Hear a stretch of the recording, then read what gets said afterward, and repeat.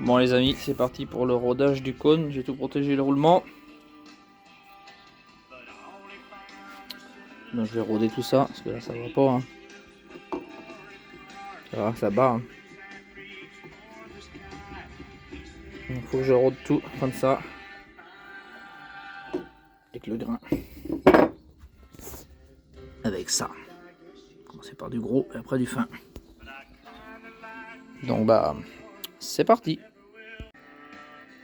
Donc voilà le rodage, ça se passe comme ça, le petit gars. Tourne de gauche à droite. T'entends, on l'enlève, on le remet un peu. Et on continue comme ça.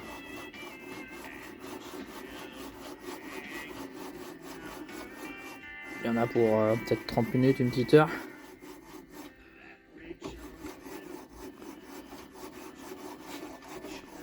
Tiens, si j'enlève, tu vois.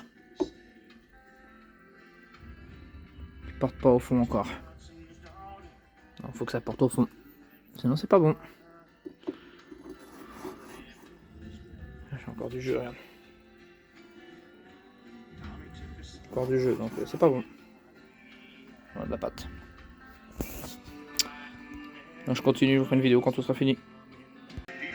Bon, au bout de 20 minutes de taf,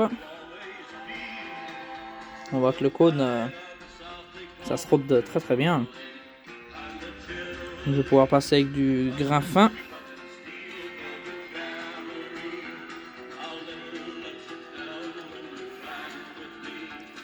Regardez, une fois mis.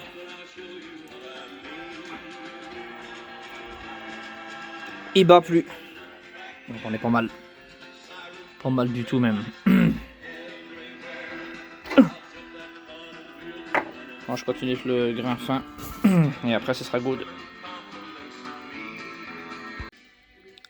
Bon, après 40 minutes de travail, voici que le rodage est effectué. Regardez-moi ça. C'est pas beau. J'étais au grain fin pour finir. Mathieu la crève. Le temps de merde aussi, ça m'étonne pas. Bon. Là, on est parfait. Là, j'ai un rodage parfait de mon cône. Une fois serré, tu regarderas, j'ai aucun jeu nulle part. Il y a de quoi faire du serrage. D'ailleurs, tellement bien que j'aurais eu du mal à l'enlever. Donc voilà voilou pour le rodage du cône. Je vous reprendrai en vidéo pour de nouvelles aventures.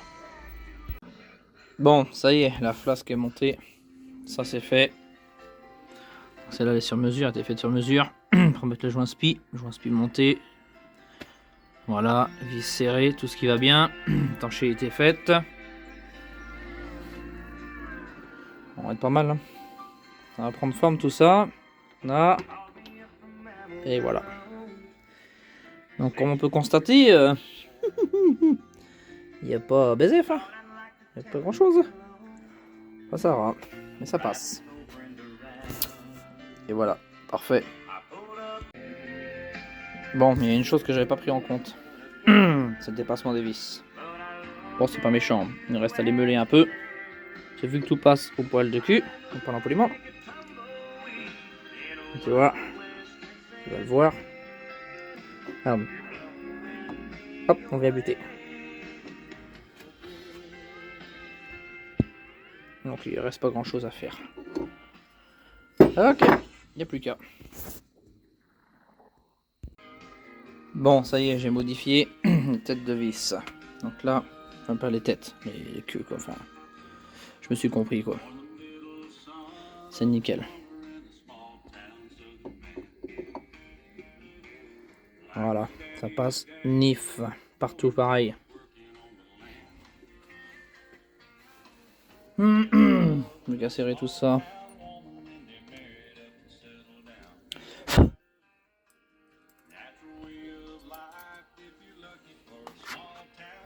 Écrou sur mesure.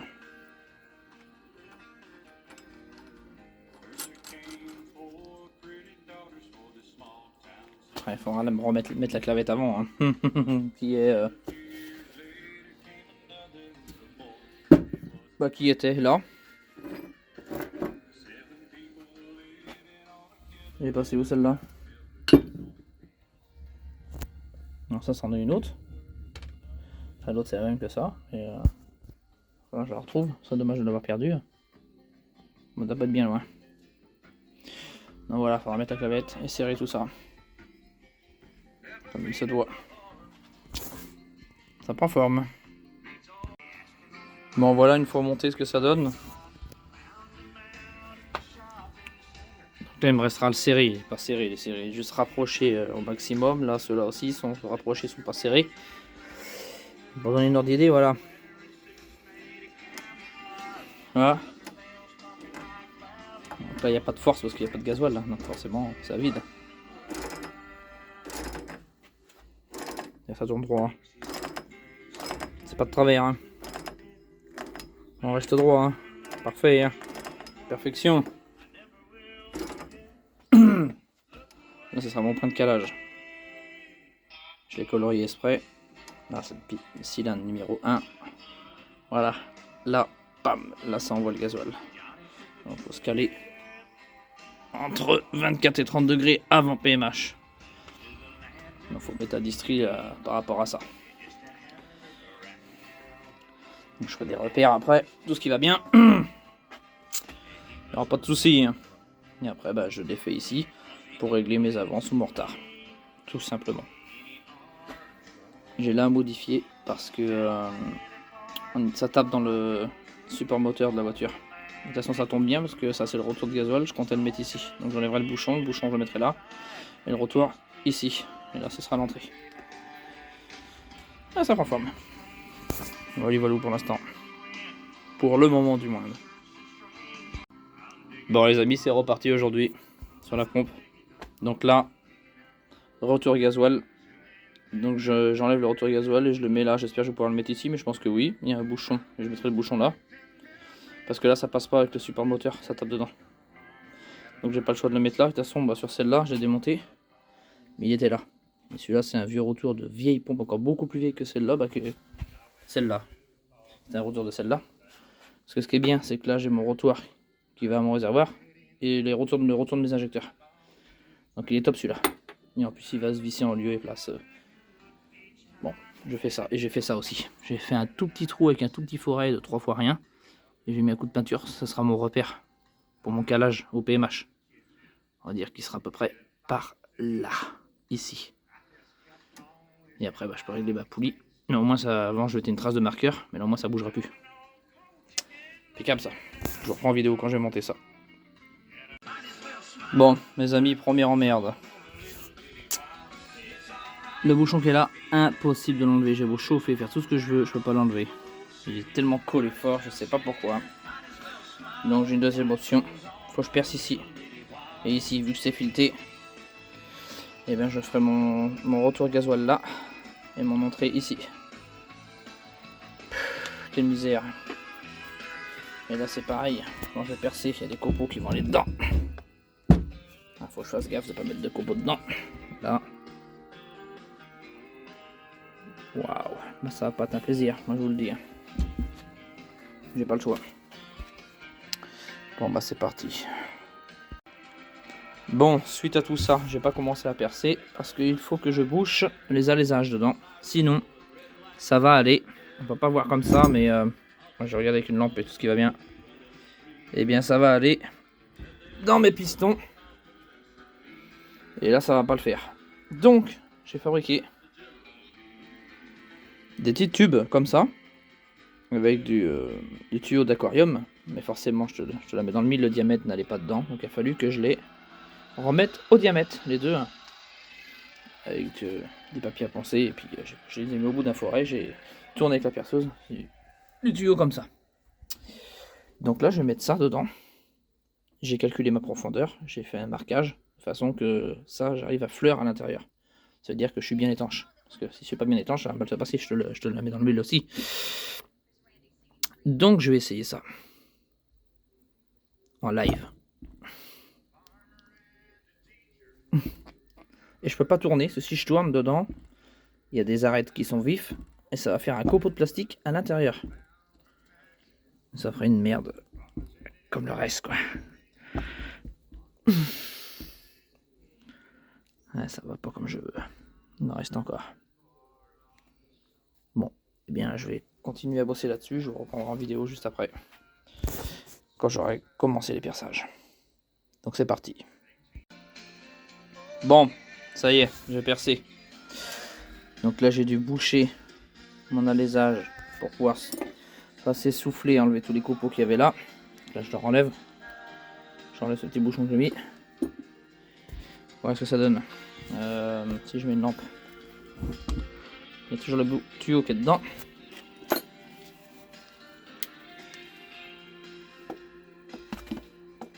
Voilà ce que ça donne.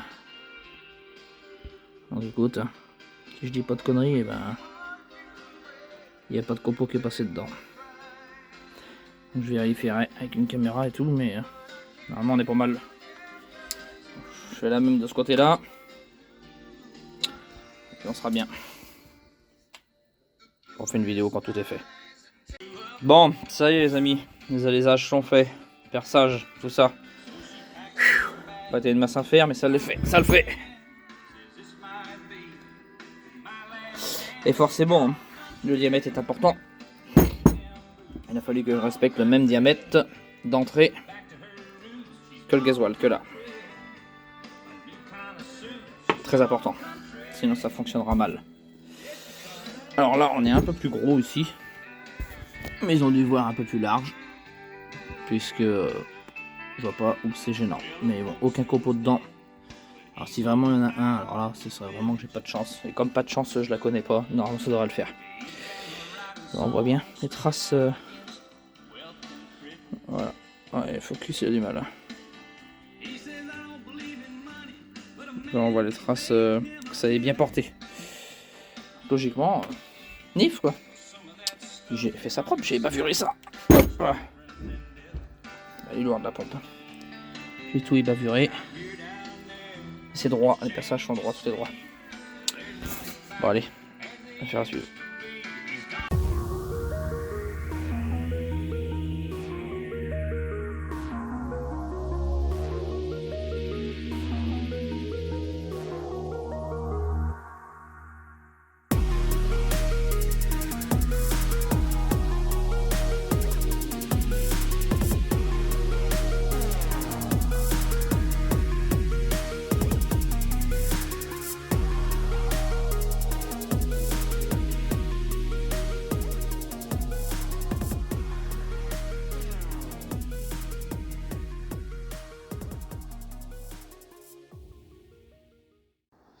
Bon les amis, j'ai trouvé une solution.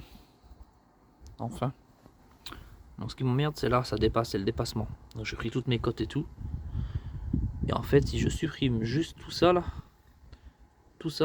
j'arrive là, et ben ça tape plus dans le capot. Ça tape ici. Ça tapera plus. Parce que j'ai essayé en le dévissant. Et quand je le dévisse, ça c'est pour régler la pression turbo. Et bien là, quand je le dévisse ici, il me reste une distance de là. Il me reste ça de distance avant que ça touche au capot. Donc je suis tranquille. Donc, je vais vous montrer la suite. Donc, je vous reprends ici. Donc ça, c'est mon bouchon de protection pour la stratégie d'enrichissement de mon turbo au-dessus de ma pompe. Donc je vous ai dit tout à l'heure, comme j'expliquais, il faut que je supprime tout ça, tout ce qu'il y a là, pour plus que ça touche mon capot. Sauf que, si je supprime ça, forcément, il n'y a plus d'intérêt de mettre un bouchon, puisqu'après, on verra le jour à travers. Donc, on oublie ça, et on passe à ça. Ça, c'est des raccords que j'ai, qui servent pour ma BM. J'en ai pas mal en stock. Le filetage, ici et ici, sont identiquement les mêmes.